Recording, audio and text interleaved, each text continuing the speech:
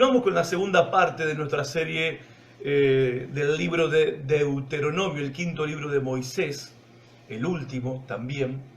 Y hablamos la semana pasada, que les comenté un poco la lucha que tuve para tratar de ponerle un título, si tengo que ponerle un título al libro de Deuteronomio, ¿qué título le pondría?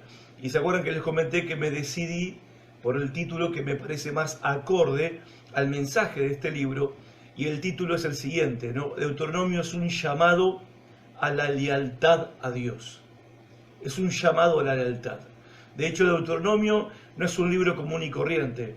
Primero, Deuteronomio, antes de ser escrito, fue predicado por Moisés. Deuteronomio son 3 sermones compilados en un solo libro, a diferencia de los otros libros de Moisés, que son narrativa histórica y que tienen que ver con discursos de Moisés y que tienen que ver también con leyes y ordenanzas que Dios les dio por medio de Moisés al pueblo judío en el desierto. El libro de Números, del Levítico, ¿sí? Ahora, el Pentateuco, Génesis, que habla de todo lo que es el principio de todas las cosas, el comienzo de la nación de Israel. Pero Deuteronomio son 3 sermones. Y para los que nos gusta leer sermones, Deuteronomio es apasionante, en el sentido de que todo predicador disfrutamos mucho de leer o escuchar buenos predicadores de la palabra de Dios. Y Moisés es el prócer de los predicadores, porque Moisés es el primer predicador. Saben que el primer predicador instituido por Dios, Noé fue antes de Moisés y Noé fue un pregonero de justicia, pero el primer predicador hecho responsable de llevarle el mensaje de Dios al pueblo de Dios, ese fue Moisés, que fue constituido predicador cuando Dios reunió al pueblo en el monte Sinaí, y cuando Dios bajó con su gloria en la cima del monte, el pueblo se aterró, tuvo miedo de la gloria de Dios. Fue terrorífico para ellos contemplar eso y escuchar la voz audible de Dios tronando desde el monte, que le dijeron a Moisés: subí vos al monte, que Dios hable con vos, y vos venís después y decinos a nosotros, y nosotros vamos a obedecer todo lo que Dios te hable. Ahí quedó establecido el ministerio del predicador, ¿sí? en la ladera del monte Sinaí. Cuando hablamos de Deuteronomio, de este libro, que es un llamado a la lealtad, estamos hablando de un libro, de un acontecimiento histórico. Estos 3 sermones fueron escritos allá entre enero y febrero del año 1406 antes de Cristo. Fue escrito por Moisés, obviamente, antes de morir, cosa que Moisés sabía. Moisés tenía la información de que él iba a morir. Dios mismo le reveló que él no iba a entrar a la tierra prometida. Ellos están en un lugar conocido como los llanos de Moab, la llanura de Moab. Esta generación es la que va a entrar, ¿sí?, a la tierra prometida. No es la generación que Moisés sacó del desierto, porque han pasado 40 años de la liberación de Egipto, de la esclavitud, de las 10 plagas que Dios trajo sobre Faraón y Egipto para que libertara al pueblo de Israel de la esclavitud de 400 años. Bueno, estamos en un momento histórico 40 años después. Esa generación que había salido de la esclavitud, que había visto los milagros de Dios en Egipto, que habían cruzado el Mar Rojo como por tierra seca, esa generación que vieron las manifestaciones poderosas de Dios, esa generación fue castigada por Dios y murieron todos en el desierto, todos. Y fueron castigados ¿por qué? Por su incredulidad, por su rebeldía, por su desobediencia y por murmurar y quejarse en contra de Dios y en contra de Moisés. Y cuando ellos salieron de Egipto, al poco tiempo después del monte Sinaí, que estuvieron algunas semanas allí, Dios les da la orden para que entren a la tierra prometida, que crucen el río Jordán y conquisten la tierra de Canaán, la tierra que Dios le había prometido a ellos. Tenían que entrar, conquistarla, pelear contra los habitantes de esa tierra, tomar la tierra, casi iba a decir usurpar la tierra. Bueno, no era una usurpación, era una conquista, era tomar una tierra que no era de ellos, pero que Dios les había dado a ellos, porque se le había prometido a Abraham, pero vivían pueblos y naciones en esa tierra. Todo un tema para también tener un poco de discernimiento a la hora de juzgar lo que está pasando con el tema de las tomas de tierra, pero es tema para otro día. Esa generación murió en el desierto, Dios no le permitió entrar a la tierra prometida. Esta es la nueva generación, los hijos de aquellos que salieron de la esclavitud, son los hijos del desierto, son los niñitos que vieron o que salieron con sus padres de Egipto, y la mayoría son los que nacieron en el desierto. La vida de ellos, muchos de ellos tienen 30 años, 20 años, se criaron en el desierto. Se criaron viendo a su mamá salir a buscar el maná del cielo para comer todos los días. Ahora voy a contar un poquito más de eso. Pero es esta nueva generación a la que Moisés les está predicando, a la que Moisés le está recordando las obras que Dios había hecho en el tiempo de sus padres, porque ellos no fueron testigos de lo que Dios había hecho en Egipto. Es la nueva generación. La generación de desobedientes ya habían muerto todos en el desierto. Ahora esta nueva generación tiene que entrar y conquistar a la tierra prometida. Claro, esta generación está con el ánimo pum para arriba, porque antes de llegar a Moab habían derrotado a dos reyes, al rey amorreo, a Sehón el amorreo y al rey Og de Basán. Dios les había dado victorias militares a una generación, otra vez insisto con este punto, criada en el desierto, criada 40 años dando vueltas en un desierto terrible. No estaban acostumbrados a la batalla, al combate, no eran soldados, no eran militares.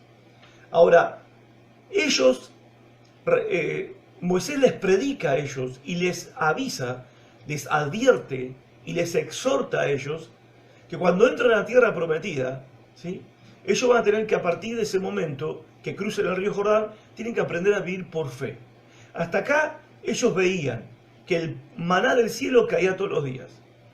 Ellos veían cómo una columna de fuego impresionante, los acompañaba durante la noche, porque el desierto es frío por la noche, y una nube los cubría durante el sol abrasador del día. La gloria de Dios descendía en el tabernáculo de reunión, cuando Moisés entraba a hablar con Dios, y ellos veían con sus ojos visibles la gloria de Dios. Esta generación vieron que cuando el pueblo tenía sed, Dios les daba agua de las piedras. Las piedras se partían y agua salía. Un milagro, obviamente, milagros. Para ellos tomar agua era un milagro, comer todos los días era un milagro, porque el pan venía del cielo, y cuando querían comer carne, Dios mandaba codornices para que ellos comieran carne, codornices en el desierto. Imposible, pero eran milagros. Acostumbrados a ver los milagros, para ellos era una cuestión cotidiana. Moisés tiene que prepararlos a ellos. ¿Por qué? Porque cuando entran en la tierra prometida, y Moab, que es una llanura fértil, muy fértil, es un adelanto de la tierra preciosa que van a encontrarse del otro lado, que tienen que conquistar, ¿sí?, en esa tierra van a tener que aprender a vivir por fe. Por eso Moisés, los reúne a ellos en esta llanura, ¿sí?, 2 meses antes de entrar a la tierra prometida, porque al mes Moisés murió y un mes más estuvieron llorando a Moisés. Pasaron 2 meses en que ellos entraron a la tierra prometida para empezar a conquistarla. Ahora, ellos tienen que entender antes de entrar que la clave del éxito no está en el entrenamiento militar, la clave del éxito para ellos no va a estar en los armamentos ni en las estrategias militares. La clave del éxito está en la lealtad, que ellos sean leales a Dios. Dios en Deuteronomio lo que hace es renovar el pacto con este pueblo, con esta nueva generación de israelitas. Renueva su pacto. Era un pacto conocido en ese tiempo como los pactos de vasallaje. ¿Qué es pacto de vasallaje? Bueno, vasallaje viene de la palabra vasallo. ¿Qué es un vasallo? Es el súbdito de un rey. En la antigüedad, cuando los reyes conquistaban pueblos y aldeas, le proponían un pacto a los pueblos. O sea, esta cuestión era así: si ustedes, el pueblo, decía al rey, me obedecen, cumplen lo que yo les ordeno, cumplen mis normas, mis leyes, y son leales a mí y a mi reinado, entonces yo los voy a bendecir, los voy a proteger de los enemigos, les voy a dar campos y tierras y cultivos para que críen sus familias, les voy a dar terrenos para que no les falte ni la tierra ni el agua, van a disfrutar, voy a atender sus necesidades, voy a juzgar sus causas, van a ser bendecidos. Pero si hacemos un pacto y ustedes no obedecen la parte que a ustedes les corresponde, entonces mi maldición va a caer sobre ustedes. No van a ser protegidos, no van a ser cuidados y van a ser castigados. Bueno, por eso se entiende, porque cuando llegás a Deuteronomio, capítulo 27 y capítulo 28, vos tenés ahí, el capítulo 27, las bendiciones de la obediencia y las maldiciones de la desobediencia. O sea, Dios le propone, no es que Dios propone, Dios hace un pacto de manera unilateral con ellos y establece que solamente hay dos opciones, obedecer o desobedecer. Obedecer, le dice Dios, para que les vaya bien. Bueno, estos 3 sermones, Moisés, a través de ellos, los exhorta a que renueven su compromiso con Dios antes de conquistar la tierra y antes de que, cuando estén en la tierra prometida, disfrutando de las bendiciones, antes de que sean tentados de olvidarse de Dios. Porque Moisés sabe una cosa, no solamente sabe Moisés que se va a morir, que Dios se lo va a llevar. También Moisés sabe que este pueblo no va a ser leal a Dios, va a traicionar a Dios, va a volverse a la idolatría. Moisés sabe que ellos no van a ser leales. Y uno dice, bueno, que deprimente para un líder como Moisés, que cuidó de este pueblo y pastoreó este pueblo y guió este pueblo tantos años, y que él sabe, porque Dios se lo revela, que este pueblo no va a ser fiel a Dios. Pero Dios también le revela en el capítulo 30 y 31 que Dios va a hacer un pacto nuevo con ellos, más adelante. El nuevo pacto, donde Dios les iba a cambiar el corazón. El nuevo pacto que iba a ser hecho no por medio de Moisés, sino por medio del Mesías. Y un pacto sellado no en la sangre de corderos, sino en la sangre del Cordero de Dios, Jesucristo. Un nuevo pacto que iba a transformar el corazón de todo hombre y de toda mujer que se arrepintiera de sus pecados y creyera de todo corazón en el Mesías Jesucristo. Y con ese nuevo corazón, entonces ese nuevo pueblo que se iba a levantar, con un nuevo corazón que Dios iba a levantar, con un nuevo corazón iba a ser un pueblo leal al pacto, un pueblo obediente. Entonces Moisés muere con esperanza. El texto clave, les dije el jueves pasado, es el capítulo 10, verso 12 al 13. Es el texto clave de todo Deuteronomio. Dice así: y ahora, Israel, ¿qué te pide el Señor tu Dios? ¿Qué es lo que te pide? Dios hace un pacto con vos. Bueno, ¿qué es lo que te pide Dios? Dios te sacó de Egipto, te libró de la esclavitud, te cuidó durante todos estos 40 años, te sostuvo en el peor de los desiertos, te dio victoria sobre tus enemigos. Bueno, ¿qué es lo que el Señor pide de tu vida? Dice, simplemente que le temas, que andes en todos sus caminos, que lo ames y le sirvas con todo tu corazón y con toda tu alma, y que cumplas los mandamientos y los preceptos que hoy te manda cumplir para que te vaya bien. O sea, para tu bien, para que te vaya bien. Lo que Dios te pide es simple, que le temas, que le sirvas, que lo obedezcas y que lo ames con todo tu corazón y con toda tu alma. Pregunta, ¿es mucho pedir? Por supuesto que no. Por supuesto que no. Este es el texto clave de todo Deuteronomio. Y la palabra clave de este libro, ¿saben cuál es? La palabra corazón. Porque acá dice que hay que amarlo con todo el corazón, que Dios espera que lo amemos con todo el corazón y con toda el alma. La palabra corazón es clave en este libro de Deuteronomio, en estos sermones. Son 3 sermones donde la palabra clave es corazón, corazón. Escuchen, en 3 sermones, 38 veces se repite la palabra corazón.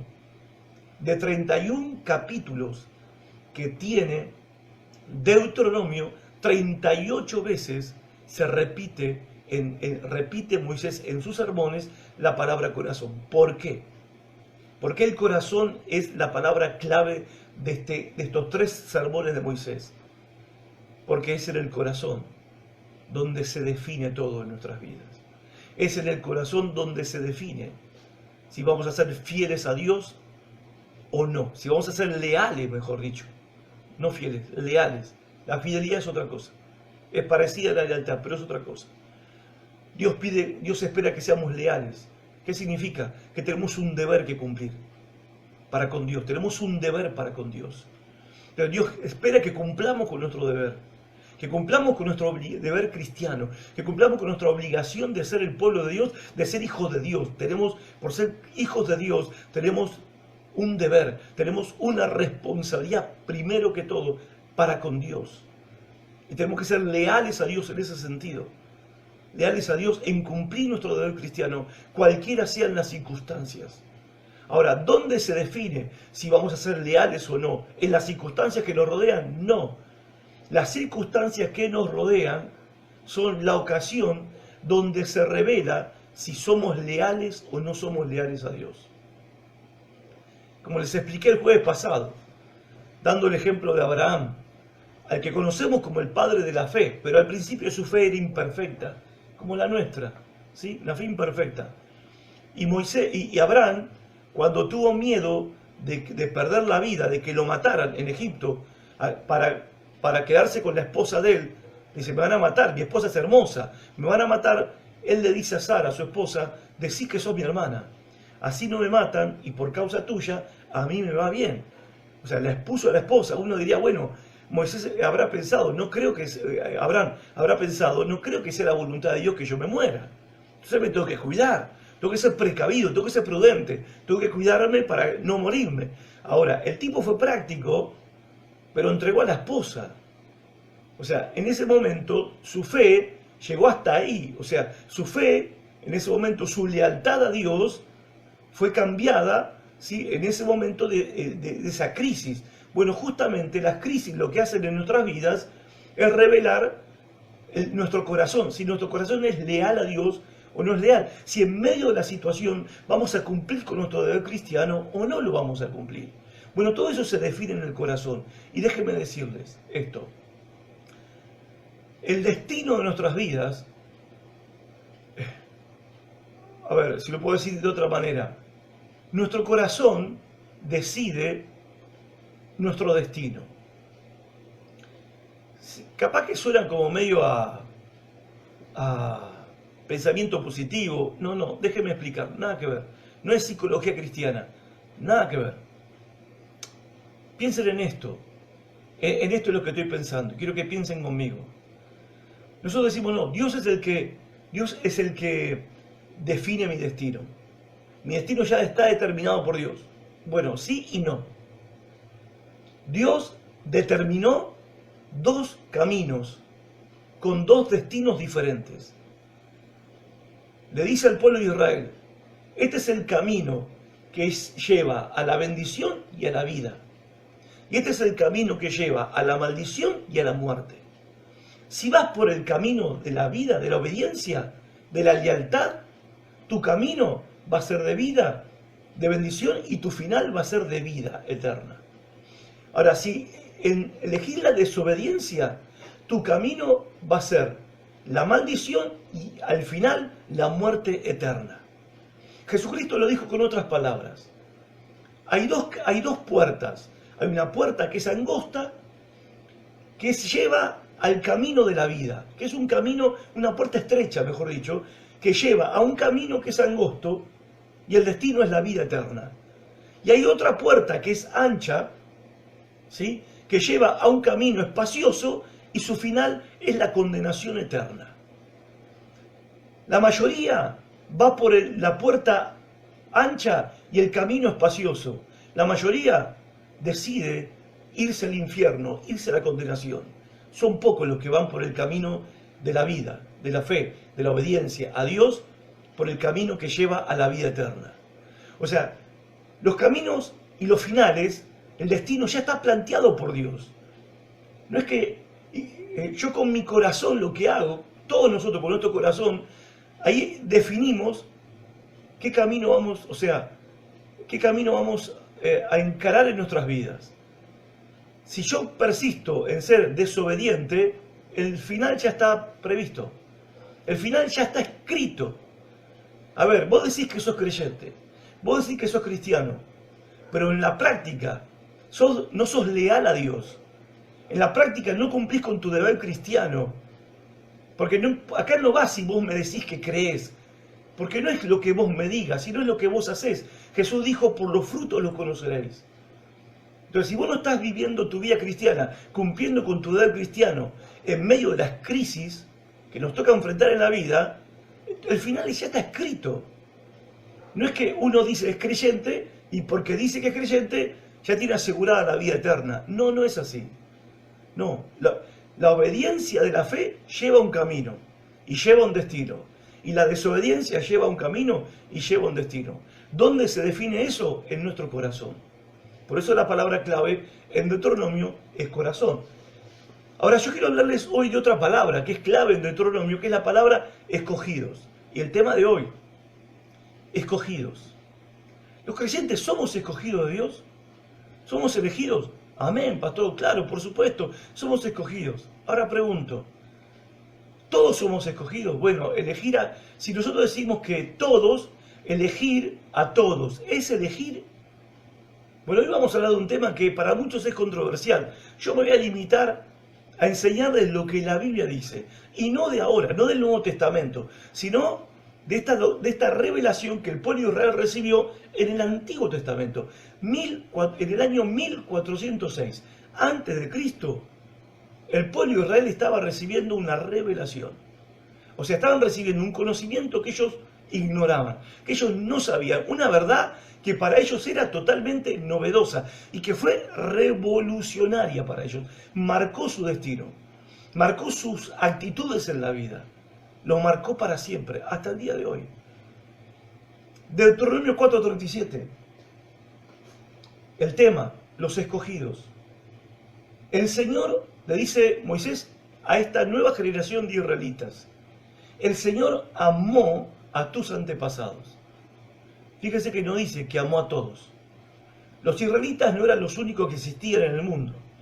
Los filisteos existían, los sirios, los cananeos, los amorreos, los moabitas, ¿sí? Existían esas naciones. Los caldeos existían. Bueno, pero dice que el Señor amó a tus antepasados y escogió a la descendencia de ellos. Por eso te sacó de Egipto con su presencia y gran poder. ¿Por qué Dios liberó a Israel de Egipto? Porque Dios los amó. Amó a los antepasados de ellos. Y escogió a la descendencia de Abraham. A todos los descendientes de Abraham. Porque los amó. El capítulo 7, versos 7 al 8. El Señor no te dio su amor, ni te eligió porque eras una nación más grande que otra. Más grande que otras. No fue por eso. Porque tú eras la más pequeña de todas. Más bien, te eligió, te dio su amor, sencillamente porque el Señor te ama. Nada más por eso te rescató con mano poderosa de la esclavitud. Para los israelitas esto era nuevo. ¿Se entienden que Moisés les está enseñando a ellos la doctrina de la predestinación? La doctrina de la elección divina le está enseñando Moisés a ellos hace 3.400 años. En Deuteronomio, 3 sermones, enseñándoles a ellos. Imagínense cómo eso impactó en la mente de ellos, en el corazón de ellos. Capítulo 10, versos 15 al 16. Sin embargo, el Señor eligió a tus antepasados para darles su amor. No dice que eligió a todos, a todas las naciones, a todos los pueblos. No, eligió a tus antepasados para darles su amor. Y a ti, que eres su descendencia, te eligió de entre todas las naciones, como lo ves hoy. Porque lo que Dios está haciendo con ustedes, le está diciendo Moisés, no lo hace con nadie. No lo hace con ninguna nación. Y el capítulo 14, verso 2, dice: tú fuiste separado como pueblo santo para el Señor tu Dios. Te separó. ¿De quién te separó? De las otras naciones. Te eligió y te apartó del resto de las naciones para hacerte su pueblo, su tesoro especial. Y te eligió de entre todas las naciones del mundo para que seas su tesoro especial. Estoy leyendo estos textos de la Nueva Versión Internacional. ¿Cuál era la revelación que estaban recibiendo en la llanura de Moab a través de estos 3 sermones de Moisés. Y la revelación que ellos estaban recibiendo era que el único Dios verdadero eligió a un pueblo que no valía nada, porque la verdad Israel no valía en comparación con otros pueblos más grandes y poderosos, no valían nada. Y el único Dios verdadero, creador del cielo y de la tierra y del universo, los eligió a ellos solamente porque quiso elegirlos, porque quiso amarlos, los eligió. O sea, si nosotros tenemos que responder esta pregunta, ¿a qué le debe la nación de Israel, el pueblo de Israel, a qué le debe su existencia? Se lo debe a la gracia libre y soberana de Dios que le fue dada a ellos. A ver, esto fue un impacto impresionante para ellos. Los judíos hasta el día de hoy viven con esa noción de que ellos son el pueblo escogido. Es más, en la época de Cristo se ve la diferencia que los judíos hacen con aquellos que no son judíos. Vos te das cuenta, por ejemplo, cómo los judíos o los fariseos, los saduceos, los sacerdotes, trataban despectivamente a los que no eran judíos. Ellos decían, nosotros somos hijos de Abraham. Sacaban pecho. Nosotros somos hijos de Dios. Somos el pueblo de Dios, somos el pueblo escogido. Bueno, esa noción y esa actitud con la que ellos vivían la vida, porque eso modificó todo en la vida de ellos, es una revelación que recibieron a través de Moisés, 1400 años antes que viniera el Mesías. Cuando decimos que la nación de Israel le debe su existencia a la gracia gratuita y soberana de Dios, gratuita significa que ellos no pudieron comprar esa gracia, ganar esa gracia. Y estamos hablando de una gracia que es soberana. ¿Por qué decimos gracia soberana? Porque es Dios el que eligió a ese pueblo. De manera soberana. ¿Qué significa que Dios es soberano? Que Dios lo que hace no lo hace presionado por nadie, ni afectado por nadie, ni influenciado por nadie. No es que nosotros podemos decir, no, lo que pasa es que Dios vio algo en ellos. No, Dios no vio nada. Él mismo lo dice. Ustedes no eran nada. Ustedes no eran nada, ustedes eran insignificantes. No había nada en ustedes. Incluso Moisés les dice a ellos que ellos cuando entren a la tierra prometida se van a rebelar contra Dios. O sea, no es que este pueblo, Dios lo eligió porque este pueblo iba a ser obediente, este pueblo iba a ser un pueblo que iba a adorar solamente a Dios. No, este pueblo entró a la tierra prometida y se dedicaron a adorar ídolos paganos. ¿Cuál fue la razón por la que Dios los eligió? Porque Dios quiso elegir. Eso significa elegir soberanamente, que Dios lo hizo sin ser movido por nada en ellos ni nada externo. Dios es totalmente libre para hacerlo, de una manera totalmente libre, Dios lo hizo. Y acá va la pregunta, ¿no? La pregunta. A ver, antes de hacer una pregunta. Obviamente que esto implicaba para este pueblo una responsabilidad. En el capítulo 6, del verso 17 al 18, le dice, cumple cuidadosamente los mandamientos del Señor tu Dios y los mandatos y preceptos que te ha dado. Haz lo que es recto y bueno a los ojos del Señor para que te vaya bien. Claro, a ver, Dios hace un pacto con ellos, Dios hace todos sus milagros poderosos a favor de ellos, y Dios lo que reclama y les exige, mejor dicho, a ellos, obediencia. Obediencia a sus mandamientos. Ese es el deber que ellos tienen. Cumplir con los mandamientos de Dios. Y a ver, uno se pone a pensar, es lo mínimo que podrían hacer. Los judíos, el pueblo de Israel, este pueblo le debe la vida. Lo mínimo que pueden hacer es cumplir con los mandamientos de este Dios que hizo todo lo que hizo por ellos. Es lo mínimo. Y es la parte que le corresponde a ellos. Ellos deberían estar saltando en una pata y agradecidos a Dios por toda la vida. Es lo que se esperaba de ellos. Por el hecho de haber sido elegidos por Dios de manera soberana. Ahora, un par de preguntas para pensar.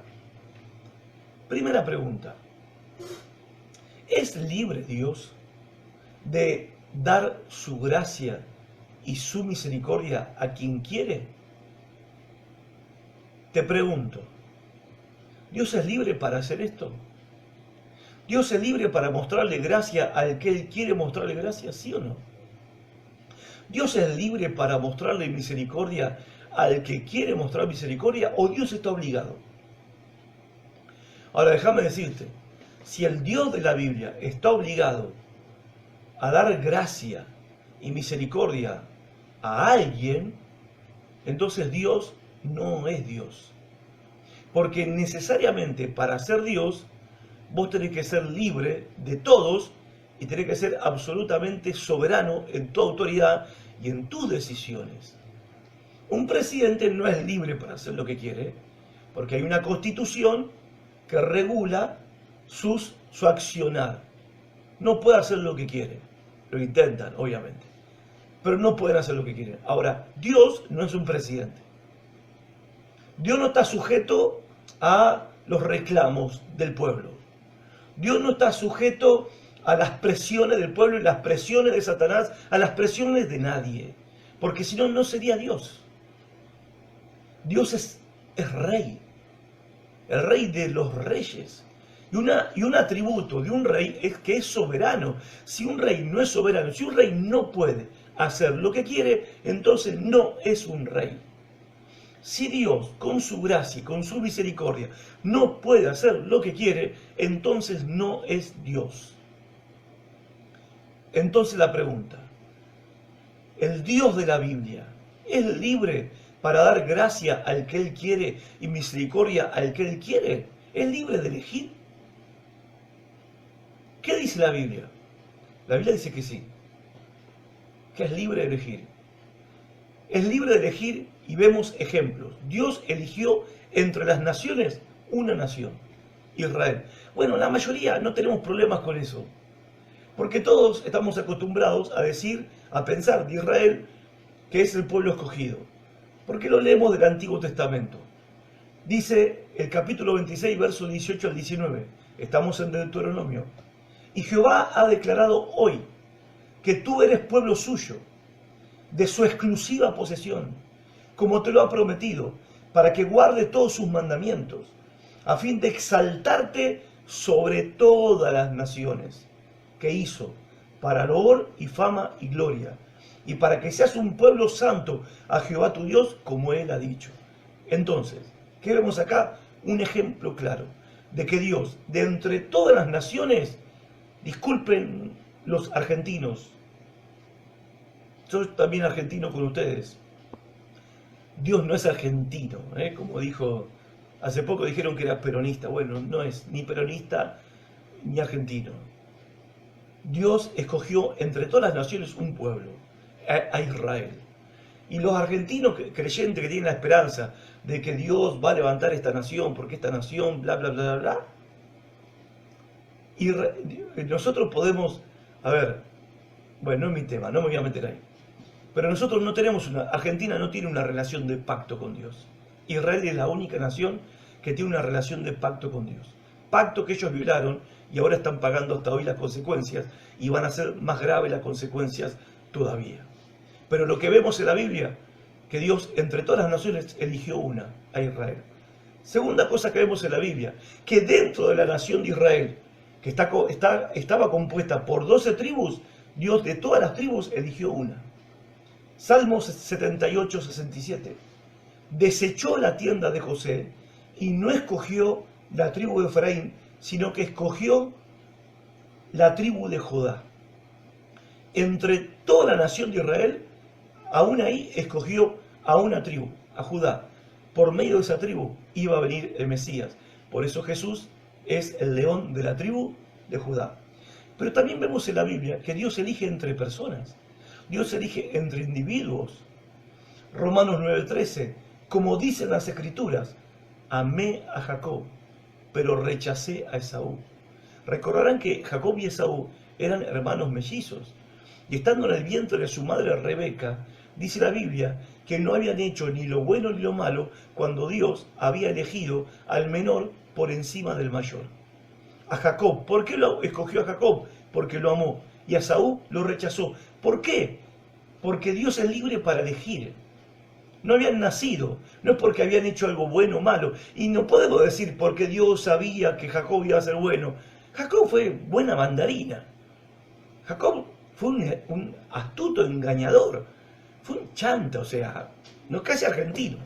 Jacob, casi argentino. Su nombre significa justamente eso, engañador. Entonces, ¿Dios elige entre personas? Sí. Elige, o sea, es lo que vemos, lo que dice la Biblia. Ahora, la otra pregunta, ¿es injusto que Dios haga esto, que Dios elija? ¿Es injusto que Dios elija a una nación de entre todas las naciones? ¿Es injusto que dentro de esa nación, de las 12 tribus, Dios elija una tribu en especial? ¿Y es injusto de que entre los individuos Dios decida amar a algunos y rechazar al otro? ¿Es injusto que Dios haya amado a Jacob y no lo haya escogido, amado, elegido a Esaú, su hermano? ¿Qué dice la Biblia? Romanos 9, 14 al 16. ¿Qué pues diremos? ¿Que hay injusticia en Dios? De ninguna manera. Pues a Moisés dijo, tendré misericordia del que yo tenga misericordia. Este es Dios hablando. ¿Y qué nos revela Dios? Yo voy a tener misericordia del que yo tenga misericordia. Y me compadeceré del que yo me compadezca. Así que no depende de ustedes, no depende del que quiere y no depende del que corre, del que se esfuerce, sino depende de Dios. La salvación depende de Dios, la misericordia depende de Dios el tener misericordia de vos y de mí. O sea, ¿te das cuenta cuánto necesitamos a Dios? ¿Cuánto necesitamos nosotros humillarnos ante Dios y rogarle a Dios que tenga misericordia? Nosotros saben cómo vivimos, nosotros damos por descontada la misericordia de Dios, al punto que abusamos de su misericordia. Nosotros damos por descontada la gracia de Dios, al punto que abusamos de la gracia de Dios, siendo desobedientes a los mandamientos de Cristo, a los mandamientos de la palabra de Dios, siendo desobedientes al no cumplir con nuestros deberes cristianos, con nuestras obligaciones que tenemos como cristianos, con nuestra responsabilidad que tenemos como cristianos que hemos sido salvados por gracia. Siendo desobedientes, ¿sí?, creemos que igual vamos camino a la bendición y a la vida eterna. Nosotros estamos necesitados de manera urgente de que Dios nos mire con misericordia, y depende de Él, no depende de vos, no depende de mí, que Dios lo haga. Es impresionante esto. Ahora, hacemos otra pregunta. ¿Por qué Dios eligió a Abraham y a sus descendientes? ¿Por qué? ¿Por qué? ¿Por qué los eligió a ellos como pueblo? ¿Por qué? Si no es por ellos, no había nada en ellos. ¿Por qué lo hizo? Bueno, solo Él lo sabe. Esa es la respuesta. Yo no la tengo. Ningún teólogo la tiene. Nadie sabe. Es un misterio. Y hay que aprender a convivir con este misterio. O sea, la Biblia enseña que Dios escoge y elige. Punto. Ahí quedó.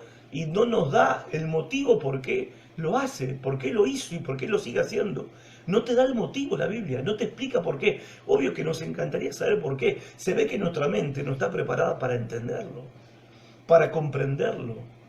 Nadie sabe el por qué. Dios escoge a unos y a otros no. Nadie lo sabe, nadie lo sabe. Porque también tenemos que preguntarnos esto, ¿por qué? A ver, yo sé que nunca te lo preguntaste, yo nunca me lo pregunté tampoco hasta hace un par de semanas. Me pregunté esto, ¿por qué Dios me hizo humano? Y no me hizo perro, gato, león, lombriz, planta, árbol. ¿Por qué? Porque Dios me podía haber hecho otra cosa, ¿no? Dios me podía haber, Él es el creador, me podía haber hecho otra cosa, ¿no? Pero bueno, Dios decidió hacerte humano. ¿Lo merecías? No fue decisión tuya ni mía. Dios lo hizo porque quiso, podía haberte hecho planta. Las plantas podrían reclamar, ¿por qué no nos hiciste humanos? Los animales podrían reclamar a Dios, ¿por qué no fueron hechos humanos como nosotros? No, Dios nos hizo humanos porque quiso hacernos humanos. Ahora, no hay mérito en ser humano. No hay ningún mérito. Bueno, tampoco hay mérito en ser creyentes, en ser salvos. No hay mérito en ser escogidos por Dios. No hay ningún mérito en ser un escogido de Dios. No hay mérito ninguno. Y acá llegamos a otra pregunta. ¿Los creyentes son escogidos de Dios? ¿Sí o no? ¿Qué pensás vos? ¿Los creyentes son escogidos de Dios? Bueno, una de las palabras sinónimas que se usan en el Nuevo Testamento para referirse a los creyentes es esta: elegidos, escogidos. El Nuevo Testamento está lleno de esta palabra cuando se refiere a creyentes. En el Nuevo Testamento a los creyentes se los llama creyentes, discípulos, hijos de Dios, y se los llama elegidos, y se los llama escogidos. También se los llama predestinados. La pregunta es verdad? Y bueno, sí, todos decimos, sí, por supuesto. Ahora, si somos elegidos, si los creyentes fuimos escogidos, ¿qué implica eso? Que Dios escogió a algunos y a otros no. No, Dios eligió a todos. A ver, elegir a todos, ¿es elegir? Si vos entrás a una tienda de zapatillas, entrás y decís, bueno, me llevo todo lo que hay, ¿eso es elegir? No, vos entrás a una tienda, ¿sí? Y mirás y elegís el par que te gusta y que podés comprar, elegís. Eso es elegir. De entre todo lo que hay, escogés, elegís. Si decimos Dios eligió a todos, significa que Dios no eligió a nadie. Por necesidad, entender que Dios eligió y escogió a algunos significa que no hizo lo mismo con otros. Yo sé que no es fácil aceptarlo. Yo sé que no es fácil. A mí me cuesta también, obviamente. Cuando me pongo a pensar en eso, me cuesta. Llegar al final de la cuestión para comprenderlo, no llego. No conozco a alguien que haya llegado al final de la cuestión, de esta cuestión. Pero sí veo lo que dice la Biblia y lo comparto con ustedes. Romanos 11, del 5 al 6. Dice, así también, dice Pablo, hay en la actualidad. Pablo está hablando después de la muerte y resurrección de Cristo, después que los israelitas rechazaron a su Mesías. Pablo escribe esto: así también hay en la actualidad un remanente. Hay un grupo de personas que sí le creyeron a Jesús, que sí le creyeron al Mesías. El pueblo de Dios, el pueblo de Israel, lo rechazaron. Pero hay un remanente que sí le creyó. Un remanente escogido por gracia. Y si es por gracia, ya no es por obras. No hicieron nada para merecerlo. Porque si hubiera sido por obras, ya no sería por gracia. Si hubiera sido por mérito de este remanente, ya no sería por gracia. Hay un remanente, hay un grupo de personas que contra todo pronóstico humano, ellos sí han creído en el Mesías. Ellos fueron escogidos para creer.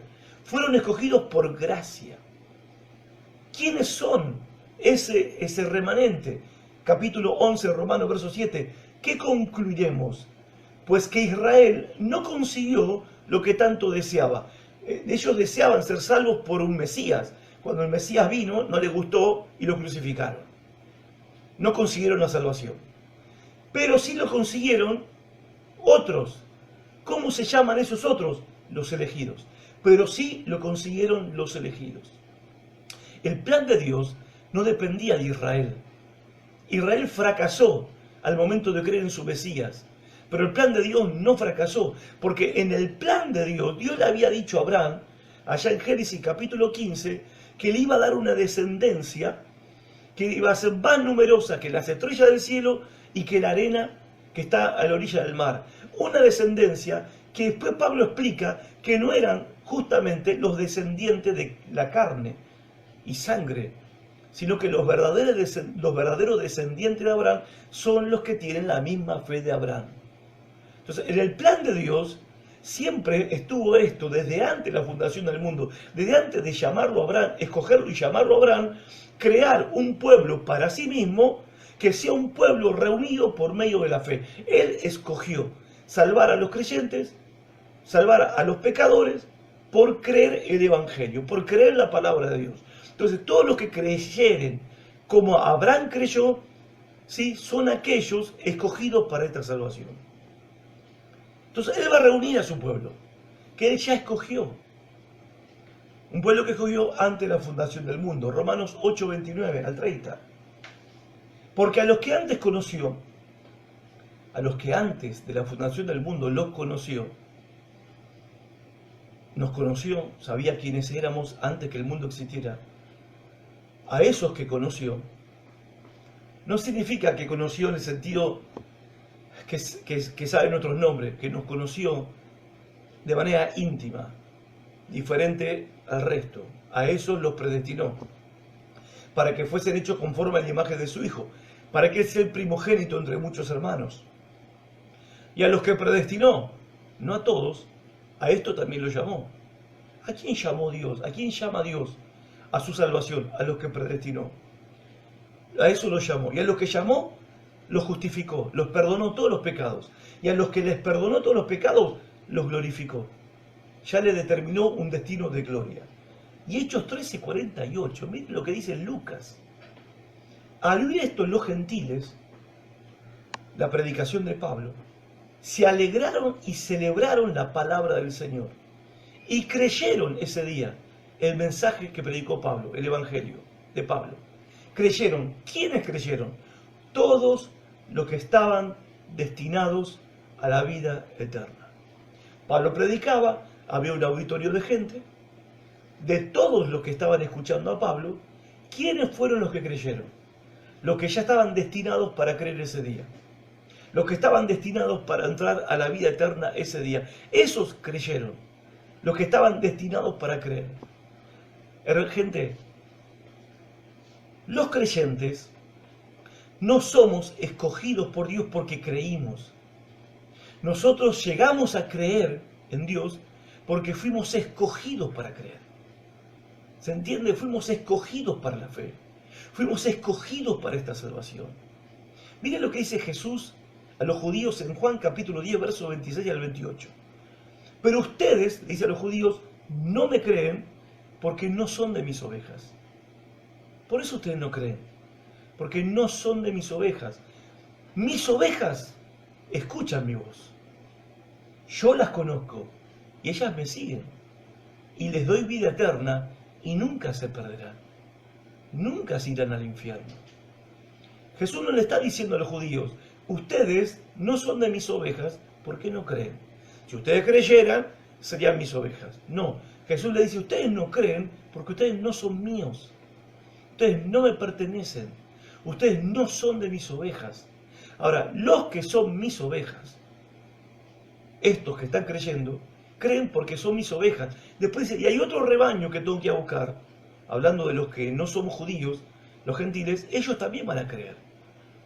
Porque de los gentiles también había un remanente, ya escogido por gracia, de que iban a ser salvados por esta fe. ¿Se entiende el punto? No sos creyente, creer en Cristo para ser salvo no es un mérito tuyo. Tu fe no es mérito personal. La salvación es por gracia y esto es por medio de la fe, que no es algo tuyo, es un don de Dios. Y es por gracia para que nadie se jacte de que tiene fe.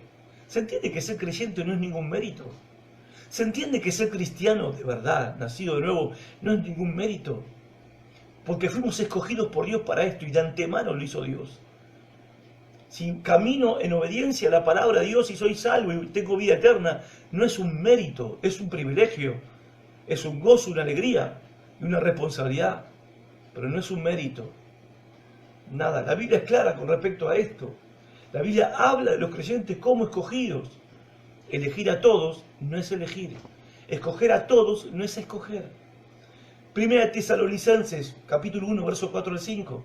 Hermanos amados de Dios, sabemos que Él los ha elegido. Dice Pablo.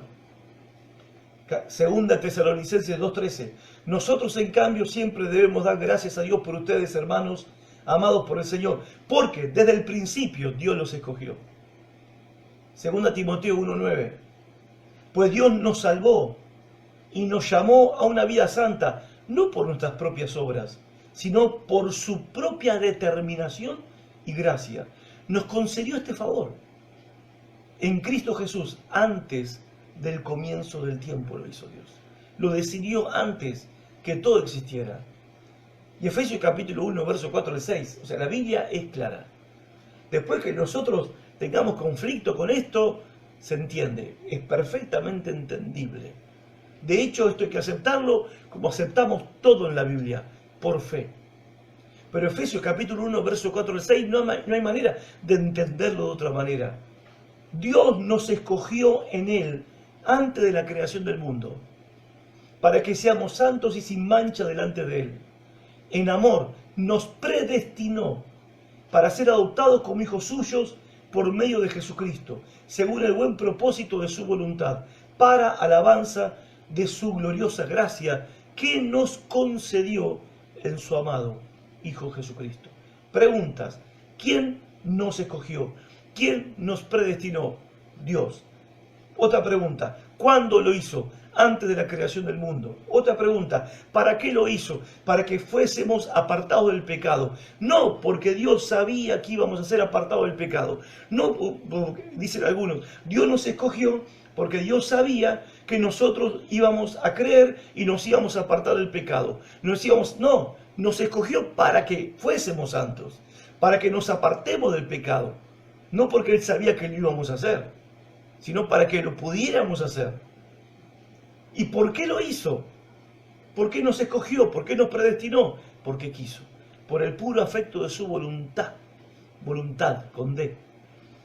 Porque quiso hacerlo, porque Él quiso hacerlo así. Y te deja ahí la Biblia, o sea, es pasmoso en un punto, ¿viste? Y por último, ¿qué persigue Dios haciendo esto? Capaz que, a ver, uno dice, ¿no? Dios, pienso esto ahora, capaz que Dios sería más popular si hubiera elegido a todo el mundo para ir al cielo. Capaz que Dios sería más popular y más aceptado y más amado y más querido y más obedecido si hubiera elegido a todo el mundo para darle la vida eterna y el perdón de los pecados. Pero el texto claramente dice que Dios hizo esto porque persigue una cosa: para alabanza de su gloriosa gracia. Porque escoger a personas para salvación que no merecen salvación, lo que Dios busca con esto es que todos nosotros alabemos su gracia gloriosa. Dios persigue alabanza, Dios persigue adoración. ¿Y cuándo Dios recibe adoración? Cuando los que no merecimos ser perdonados y salvados, recibimos perdón y salvación gratuita. Ahí la alabanza solo es para Dios. Estas palabras, o sea, una conclusión de todo esto que estamos aprendiendo y descubriendo en la Biblia, es que las palabras de Jesús a sus discípulos se aplican a todos los creyentes. Jesús le dice a sus discípulos en Juan 15:16, no me escogieron ustedes a mí, sino que yo los escogí a ustedes. Estas palabras se aplican a todos los verdaderos creyentes en Jesucristo. No me escogieron ustedes a mí, yo los escogí a ustedes.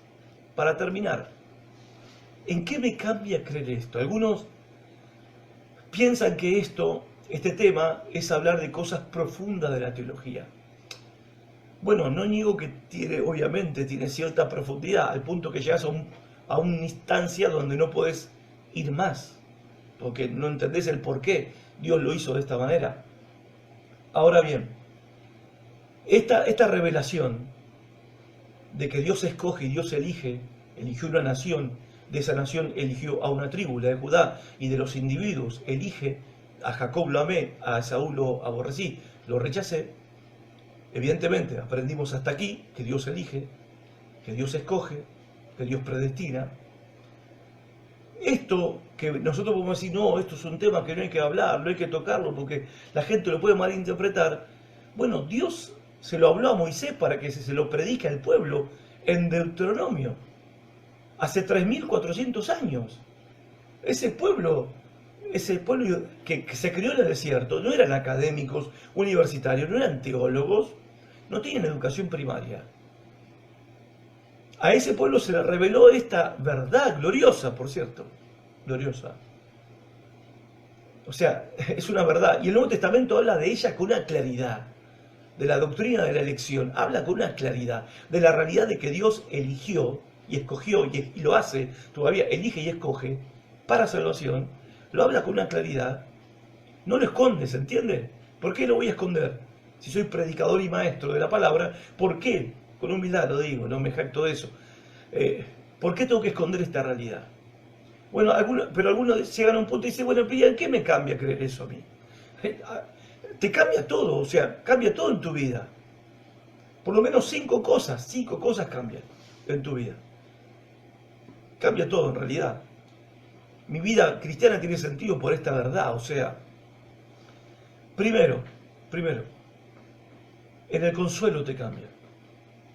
En la consolación, en medio de las luchas y las pruebas de la vida, te cambia.